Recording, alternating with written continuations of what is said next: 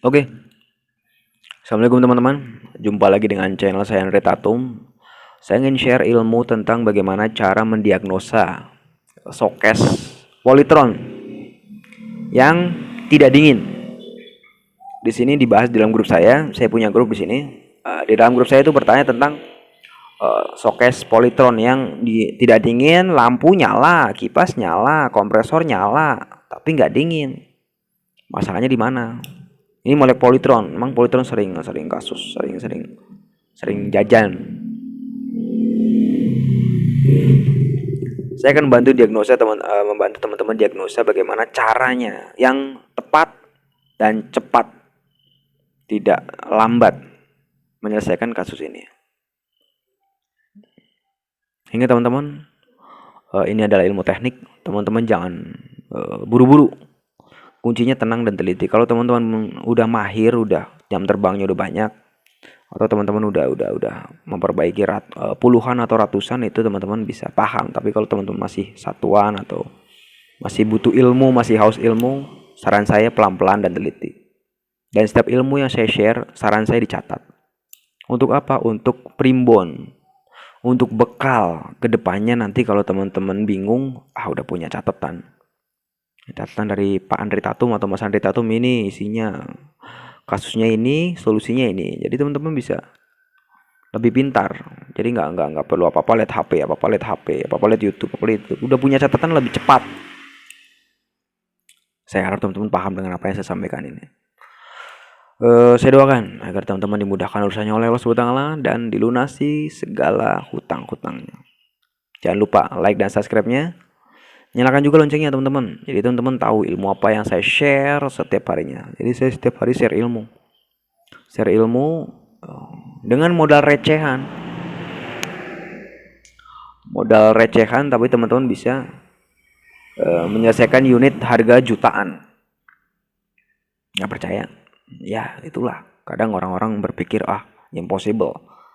Tapi inilah yang terjadi. Dan teman-teman kalau udah mempraktekkan, pasti teman-teman baru kaget. Semoga bermanfaat teman-teman ya.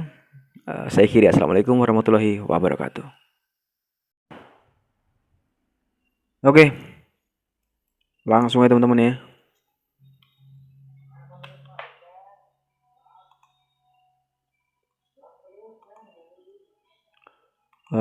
Saya bertemu sebuah kasus.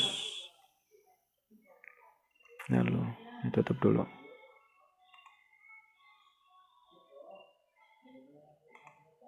Di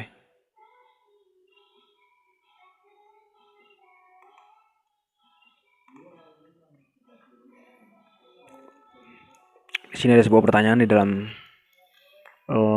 grup yang saya bimbing ya. Jadi saya punya grup. Orang-orang megaper di sini ada di sini. Semuanya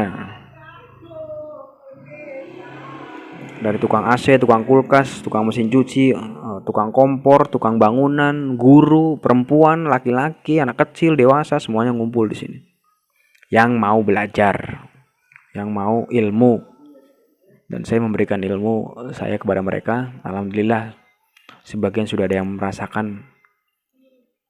Saya turut senang apa yang sudah saya sampaikan bermanfaat buat mereka orang. Di sini salah satunya ada yang bertanya kepada saya adalah tentang showcase teman-teman ya. Assalamualaikum Bang Andre, saya ada servis showcase polytron. Mungkin bapaknya tukang servisnya. Kendala tidak dingin dan kompresor panas. Setelah saya potong pipa kok tidak ada semburan sisa freon. Apakah ada kebocoran Bang Andre? Mohon bimbingannya, sukron. Jadi bertanya tentang showcase polytron ini teman-teman ya. Ini namanya showcase teman-teman. Nah, kurang lebih seperti ini showcase-nya. Showcase polytron. Jadi keluhannya panas banget sih, kompresor si mesinnya panas pada saat dibongkar pipanya. Mungkin ya dibongkar ininya teman-teman sama dia. Nah, ini dipotong, yes.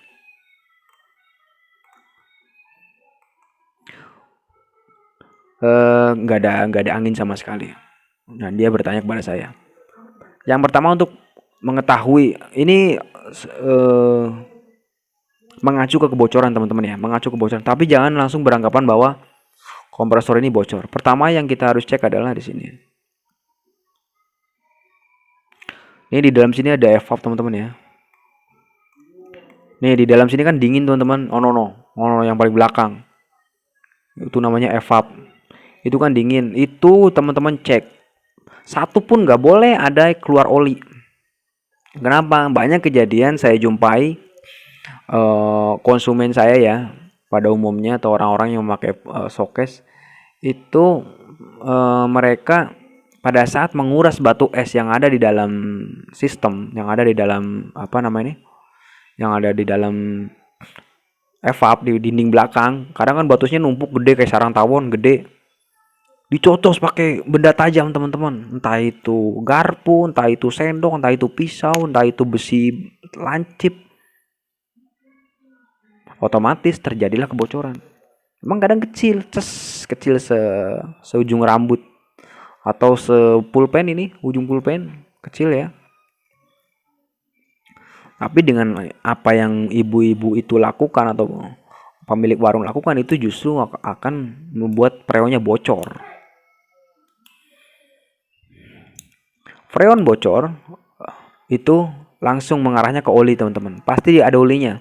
Jadi teman-teman raba di sini. Ini evapnya saya telanjangin ya. Saya ambil dari luarnya. Di sini diraba teman-teman. Nggak boleh satu pun ada minyak. Oke, minyak atau oli nggak boleh. Kalau misalnya dicek ada olinya, ada minyaknya, positif. Bocornya bukan di tempat lain. Disitulah bocornya.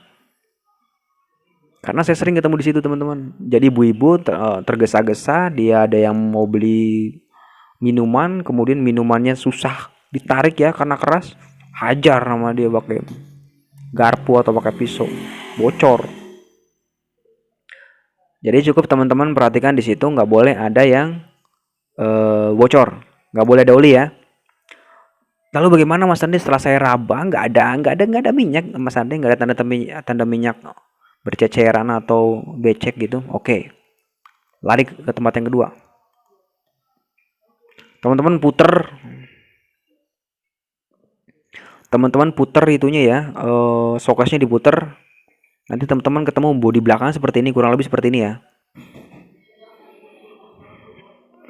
Nanti teman-teman colokin. Pada saat kulkas dicolokin, teman-teman potong ini pipa ini. Jangan posisi dicabut ya, posisi dicolokin. Potong ini. Kenapa Mas Andre? Potong. Aman kok, nggak apa-apa. Setelah teman-teman potong, perhatikan. Harus keluar gas dingin atau titik-titik dingin. Bentuknya kayak air, tes dingin. Itu harus. Kalau misalnya yang keluar adalah tetesan dingin teman-teman ya, oke, kita bicara dua kemungkinan. Kalau misalnya yang keluar tetesan dingin, itu berarti teman-teman bukan bocor, oke, bukan bocor kulkasnya, sokesnya bukan bocor, nggak ada yang bocor itu. Masalahnya di sini teman-teman.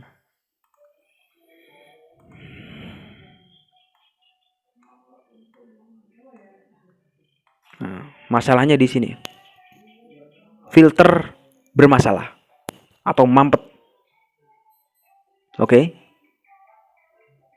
Kenapa Mas Andre nulis ada garis kedua di sini? Saran saya kepada teman-teman, kalau misalnya sudah diidentifikasi ya atau udah ketahuan bahwa filternya mampet, ininya potong 10 cm teman-teman. Potong 10 cm dari filter.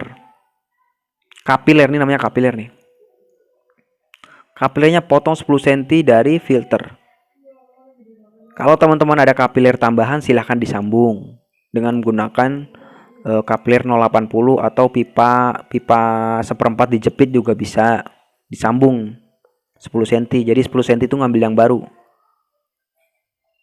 Jangan pakai yang ini lagi. Kenapa? Banyak kejadian saya jumpai ininya juga mampet. Jadi mampet tapi mampetnya sedikit gitu.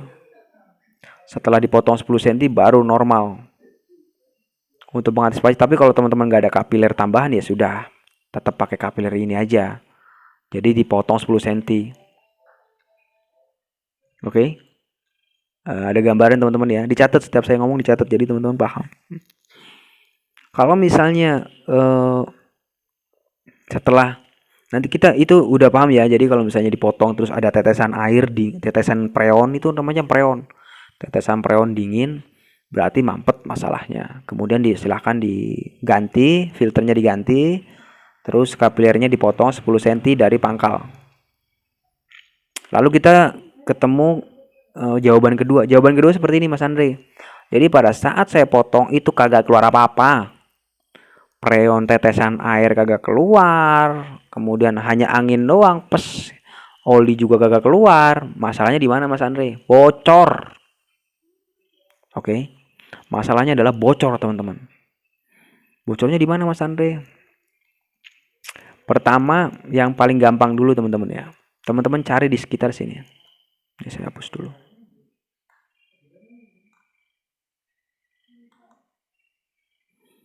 Cari di sini teman-teman.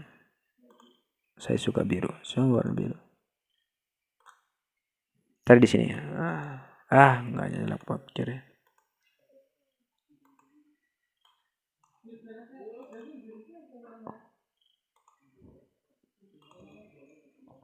Di sini dicek 1, 2, 3, 4, 5, 6, 7 dan seterusnya. Yang judulnya sambungan. Pokoknya yang judulnya sambungan tuh dicek semuanya. Jangan langsung beranggapan kalau bocor evap, bocor kondensor atau kompresornya jebol atau apapun itu. Cek dulu satu persatu, setiap sambungannya dicek. Kalau misalnya ada olinya, keluar olinya, berarti positif, masalahnya di situ teman-teman. Oke, bukan di dalam kondensor atau di dalam evap. Masalahnya cuma di sambungan aja. Karena kita kan tahu kompresor itu kan bergetar dia. Getaran kompresor tuh gede. Nah, setiap getaran itu kan menghasilkan sebuah gerakan dari sambungan. Nah, nanti bocor dia. Nah, kalau bocor ya tinggal dilas di situnya, selesai. Jadi jangan langsung beranggapan kalau harus ganti biaya mahal. Kalau misalnya di situ nggak ada, baru positif. Bocornya di mana Mas Andre? Dua pilihan ya. Satu di evap, satu di kondensor. Tapi evap jarang. Evap udah saya bahas ya, berarti kondensor. Sebagai pengetahuan buat teman-teman, kalau misalnya kondensornya bocor, teman-teman cukup memberikan kondensor showcase ini dengan ukuran 16U. Kelihatan nggak teman-teman? Kelihatan ya? Belikan dia kondensor sebesar 16U. Paling kecilnya 14U, jangan 12U ke bawah. Ntar mesinnya panas. Bagaimana Mas dengan kondensor yang ada di dalam, di bawah kadang-kadang kan ada kondensor yang di bawah yang ada kipasnya, dikipasin. Itu biarkan, nggak usah diikutkan, itu nggak usah ikut. Teman-teman ganti semuanya aja, langsung beli kondensor 16U. Kalau adanya kondensor 8U ya beli 8U 2 biji. Kalau enggak beli 10U sama beli 6U. Kalau enggak beli 12U. Kalau enggak beli 10U sama 6U ya, 10U sama 6U ya. Kalau enggak 8U 2 kali, kalau enggak beli 10U. Ya intinya kita butuh 16U ke bawah, antara 14U sampai 16U, gimana caranya? Insya Allah itu masalah cepat selesai, langsung selesai teman-teman. Jangan pakai lagi kondensor bawaannya, jangan dipakai lagi. Ntar nanti teman-teman akan kerja 2 kali, itu makan waktu. Jadi dari sini, dari kompresor ya, langsung ke kondensor baru, ujung kondensor baru langsung ke kompresor lagi, langsung ke sini ke filter. Jadi jangan pakai kondensor lamanya, kondensor bawaannya nggak usah dipakai.